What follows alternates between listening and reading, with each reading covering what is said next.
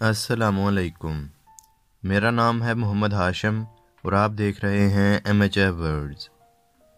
دوستو، جیسا کہ میں چینل پر مختلف پیرٹس کے بارے میں دلچسپ اور انتہائی اہم معلومات آپ کو فراہم کر رہا ہوں، تو گزشتہ سے پیوستہ آج کی اس ویڈیو میں آپ کو کاکٹیل کے بارے میں کچھ انتہائی اہم اور مفید معلومات آپ کو بتاؤں گا۔ کاکٹیل پیرٹ کے سر پر تاج ہونے کی وجہ سے کافی حد تک کاکاٹو سے مشابہت رکھتا ہے۔ اس کا سائز 12 سے 13 انچ تک ہوتا ہے۔ اپنے مناسب سائز اور سر پر تاج ہونے کی وجہ سے انتہائی خوبصورت ہوتا ہے۔ آسٹریلین یعنی بجریز اور لو برڈز کے بعد دنیا میں تیسرا سب سے زیادہ رکھا جانے والا پیرٹ ہے، یعنی دنیا میں سب سے زیادہ رکھے جانے والے پیرٹس کی لسٹ میں کاکٹیل کا نمبر تیسرا ہے۔ بہت سے لوگ اس نسل کو شوق سے رکھتے ہیں۔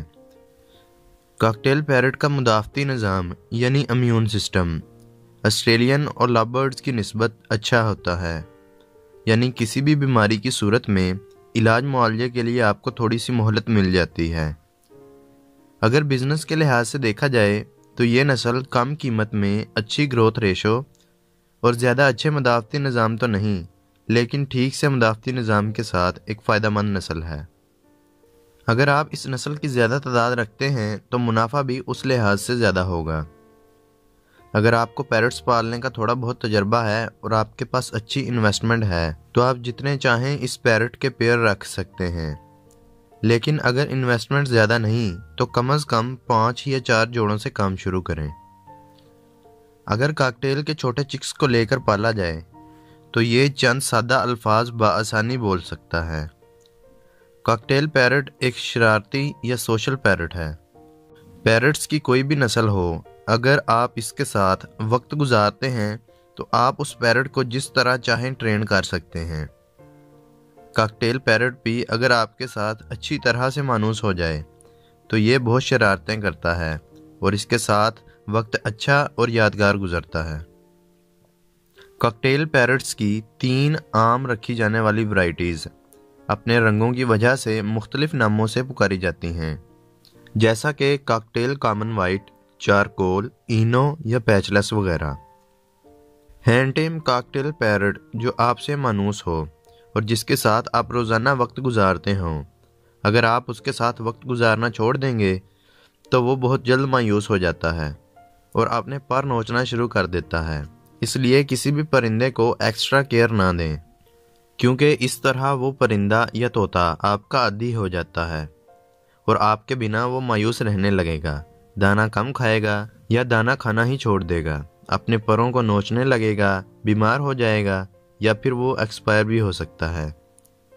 یہ ہدایات صرف اور صرف کاکٹیل پیرٹ کے لیے نہیں ہیں، کوئی بھی پرندہ ایسا کر سکتا ہے۔ کاکٹیل پیرٹ میں نر اور مادہ کی پہچان بہت سے طریقوں سے کی جا سکتی ہے، جیسا کہ نر اور مادہ کے چہرے پر پیلے رنگ کے دھبے ہوتے ہیں جو نر میں ذرا گاڑھے اور مادہ میں ہلکے رنگ کے ہوتے ہیں۔ نر وسلنگ کر سکتا ہے یعنی سیٹی بجاتا ہے، جبکہ مادہ وسلنگ نہیں کرتی۔ مادہ کی نسبت نر زیادہ ایکٹیو ہوتا ہے اور اپنے پروں کو تھوڑا سا کھول کر سٹک پر چکر لگاتا رہتا ہے۔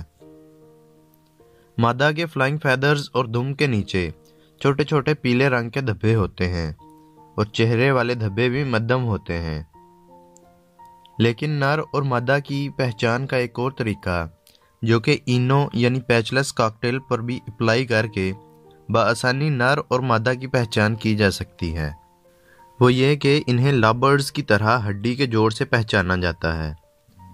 جن دوستوں کو نہیں پتا کہ ہڈی کے جوڑ سے کس طرح نر اور مادہ کی پہچان کی جا سکتی ہے تو ان کو بتا دوں کہ یہ ان کے کولہے کی ہڈی ہوتی ہے، جو کہ پیرٹس کی بیٹ کرنے والی جگہ کے قریب ہوتی ہے، جو کہ نر میں تنگ اور مادہ میں نر کی نسبت کافی کھلی ہوتی ہے۔ کاکٹیل پیرٹس کی عمر 35 سال تک ریکارڈ کی گئی ہے، لیکن مناسب ماحول میں ان کی اوسط عمر 20 سے 25 سال تک ہوتی ہے۔ یہ پیرٹس 11 سے 12 مہینے میں پوری طرح جوان ہو جاتے ہیں، لیکن اکثر بریڈ 18 ماہ کی عمر میں کرتے ہیں۔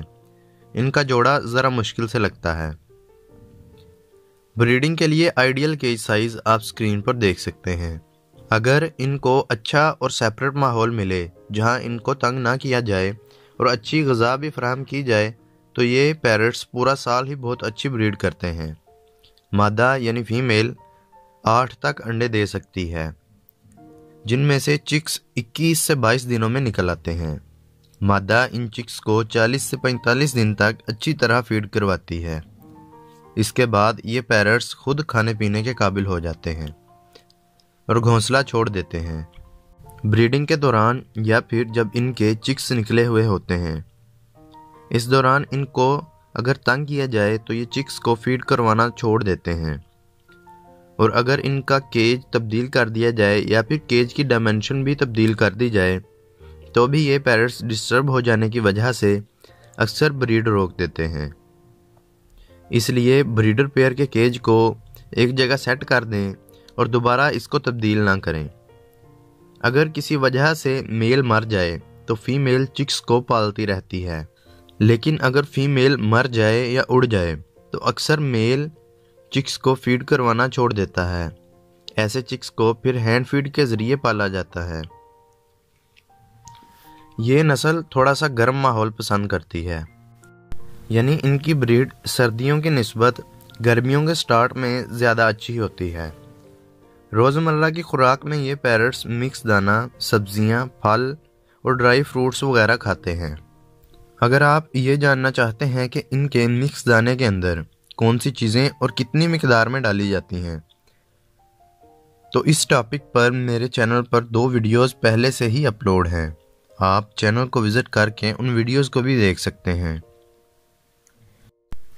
اس کے ساتھ ہی آج کی اس ویڈیو کا اختتام ہوتا ہے۔ اگر آپ کو یہ ویڈیو اچھی لگی ہو تو اسے لائک ضرور کریں، اور اگر چینل پر نئے ہیں تو چینل کو سبسکرائب کر دیں۔ ویڈیو کو اینڈ تک دیکھنے کا بہت بہت شکریہ۔ کوئی بات ہو، سوال ہو یا سجیشن ہو تو کمنٹس باکس میں ضرور بتائیں۔ شکریہ۔ اللہ حافظ۔